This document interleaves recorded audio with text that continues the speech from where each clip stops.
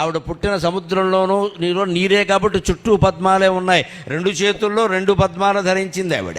అంచేత పద్మ అంటారు ఆవిడ. పద్మప్రియే, పద్మిని, పద్మహస్తే, పద్మాలయే, పద్మదళాయతాక్షి. ఆవిడ చేతులు పద్మాలు, ఆవిడ కళ్ళు పద్మాలు, ఆవిడ ముఖం కూడా పద్మమే. పద్మంలా ఉండడం అంటే ఏమిటి? కింద బురదే ఉంటుంది, బురదలోంచే పద్మం పుడుతుంది. కానీ పద్మానికి బురద అంటదు. మనం ఈ కుళ్ళుబోతు సమాజంలో ఉంటూ కూడా ఆ కుళ్ళు అంటకుండా జాగ్రత్త పడాలి. అది పద్మం అంటే. ఏం చేయాలి? ఈ పద్మం ఏం చేస్తుందో అదే చేయాలి. పద్మం ఏం చేసింది? బురదలోంచే పుట్టింది, బురదలో ఉండలేదు, పైకి ఎదిగింది. నీటి మట్టం ఎంత ఎదిగితే అంతకంటే 2 అంగుళాలు పైకి ఎదుగుతుంది పద్మం. భగవంతుడు దానికి ఆ శక్తి ఇచ్చాడు. పద్మం గురించి నీటి మట్టం ఆగిపోదు కదా.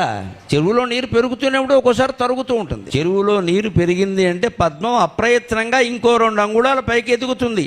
అంటే నీ జీవితంలో దుఃఖభారం సుఖభారం కూడా 2 పెరిగినప్పుడు నువ్వు అంతకంటే ఎత్తుగా ఎదుగు, అప్పుడు సుఖంగా ఉంటావు.